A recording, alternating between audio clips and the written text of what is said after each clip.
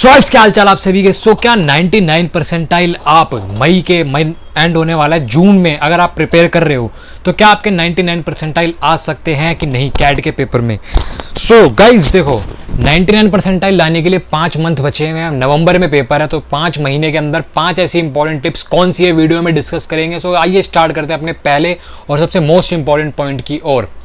मैं एक अपने ऊपर एग्जाम्पल लेके बता रहा हूँ। एक मेरे पे स्टूडेंट की प्रोफाइल आई थी, उसने अपना पूरा एक्सपीरियंस शेयर किया कि कैसे उसकी 99 परसेंटाइल सिर्फ 3 महीने के अंदर क्रैक करने के बाद आई थी। सबसे पहली चीज़ बात कर लूँ कि कॉन्फिडेंस और मॉक्स के अंदर आपको सबसे ज़्यादा ध्यान देना है, क्योंकि कॉन्फिडेंस लेवल आपका धीरे धीरे डाउन होता जाता है। और मॉक्स मतलब सेल्फ डाउट खुद क्रिएट करते हैं। मॉक्स मतलब होता है कि आपके ऊपर डाउट होगा कि मैं ये क्वेश्चन मैंने अटैम्प्ट क्यों नहीं किया, ये टॉपिक मेरा क्यों हो गया। सेल्फ कॉन्फिडेंस और उसके बाद मॉक्स दोनों चीज़ का इंटरलिंक है, और इंटरलिंक बहुत इंपॉर्टेंट है क्योंकि कॉन्फिडेंस आपका डाउन होएगा जब आप मॉक्स अटैम्प्ट करने जाओगे तो। आपका कॉन्फिडेंस लेवल डाउन नहीं होना चाहिए। और उसके बाद मॉक टेस्ट के अंदर आपकी एक्यूरेसी, और उसके बाद अगर आपका कॉन्फिडेंस डाउन हो रहा है तो आपको ये सोचना कि मैं मॉक टेस्ट में पेपर नहीं दूंगा या मॉक टेस्ट अटैम्प्ट नहीं करूँगा। इसका आपको दोनों चीज़ों का ध्यान रखना। कॉन्फिडेंस भी हाई होना चाहिए और मॉक टेस्ट आपके कितने दे रहे हो वो भी उसके नंबर्स भी दोनों हाई होने चाहिए। कॉन्फिडेंस और मॉक टेस्ट को इंटरलिंक करते हुए हम साथ में जर्नी को आगे कंटिन्यू करेंगे। 3 महीने की स्ट्रैटेजी थी, कैसे थी उस बच्चे को मैं अपना एग्जांपल लेके शेयर करूंगा वीडियो के अंदर। मिलते हैं next and the most important point की ओर। सेकंड पॉइंट की बात करेंगे कि आपको जो कॉन्फिडेंस लेवल और मॉक्स के अटैम्प्ट आपकी जब दे रहे हो उसके बाद आपको क्या करना है, मॉक्स तो देते रहने हैं। उसके बाद आपको मॉक्स का एनालिसिस भी काफ़ी अच्छे तरीके से करना है, क्योंकि मॉक्स एनालिसिस काफ़ी लोग नहीं करते हैं। और जो 3 महीने की स्ट्रैटेजी थी जिसके अंदर बच्चे की 99 प्लस परसेंटाइल आई है, उसने यही बात बोली है कि आपको मॉक की स्ट्रैटेजी और एनालिसिस दोनों पर ध्यान रखना है। और मॉक्स को एनालिसिस करना है कि कुछ क्वेश्चन जो मेरे से सॉल्व नहीं हुए थे वो क्यों नहीं हुए थे, क्या उसका रीज़न था और क्या मैंने टॉपिक नहीं पढ़ के गया था जिसकी वजह से उस क्वेश्चन के बारे में मेरे को कुछ समझ नहीं आया, कुछ पल्ले नहीं पड़ा। वो चीज़ का भी आपको ध्यान रखना। और साथ में जो क्वेश्चन आपके अटेम्प्ट करने के बाद भी अगर आपके गलत हुए तो वो क्यों गलत हुए, और जो नहीं हुए वो क्यों गलत नहीं हुए, और जो सही हुए उसको भी देखना है कि ठीक है मैं इसमें सही कर रहा हूँ, ये मेरा स्ट्रॉन्ग पॉइंट है। और जो नेगेटिव पॉइंट है उसको भी ध्यान में रखना है कि मेरे से कौन सी चीज़ छूटी है और कौन सी चीज़ मेरे को अगले मॉक टेस्ट के लिए प्रिपेयर करनी है। सेकंड पॉइंट हो गया। थर्ड पॉइंट होता है कि आपकी जो शॉर्टकट ट्रिक्स हैं उस पर ध्यान रखना। मतलब कि शॉर्टकट ट्रिक्स कैसी होती है, शॉर्टकट ट्रिक्स वो होती है कि जो कुछ एक क्वेश्चन है जो बड़े फॉर्म में दिया हुआ है उसको आपके एक शॉर्टकट ट्रिक की तरीके से सॉल्व हो जाएगी। 2 सॉल्यूशन होते हैं, एक यूनिनरी मेथड कुछ ऐसी बोलते हैं, प्रोनाउंसिएशन में नहीं आ रहा होगा, और एक होता है ऑल्टरनेटिव मेथड।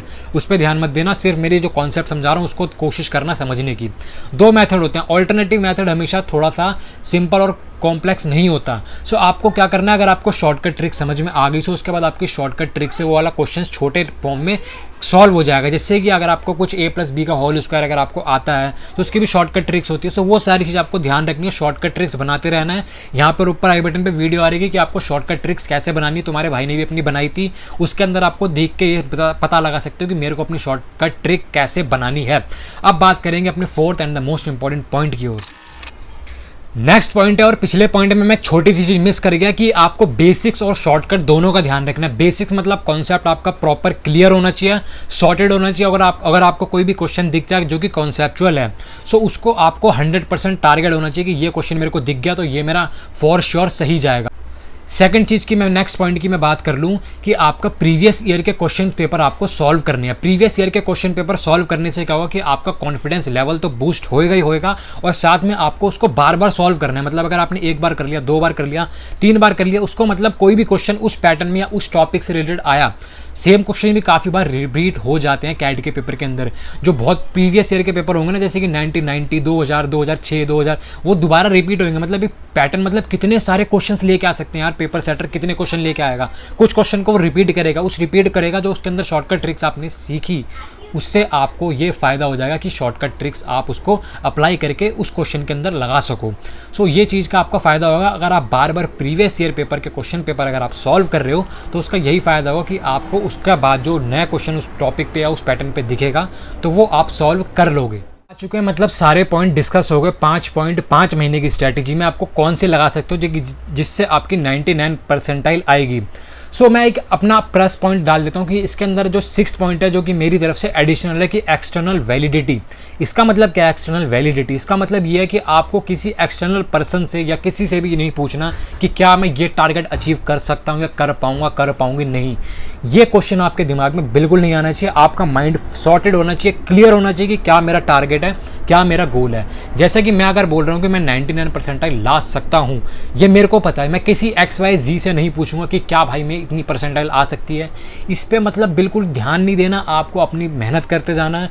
पेपर में 5 महीने बचे हैं, ज़्यादा टाइम बचा नहीं है। नेक्स्ट वीडियो आएगी कि बेस्ट MBA की कोचिंग कौन सी, क्योंकि काफ़ी लोग कन्फ्यूज़ हैं अभी भी कि MBA की कोचिंग कौन सी है, क्या करूँ क्या नहीं करूँ। नेक्स्ट वीडियो आएगी, चैनल को सब्सक्राइब कर देना। यहाँ तक आ गए हो तो लाइक जरूर कर देना, और कमेंट बॉक्स में कोई भी क्वेश्चंस, कोई भी क्वेरीज है, आपका भाई हाजिर है। इंस्टाग्राम की ID द मयंक मेथड, वहाँ पे आप मैसेज कर सकते हो। Feel free to DM anything about any topic. So मिलते हैं नेक्स्ट वीडियो में। Till then bye, take care and hard work bro.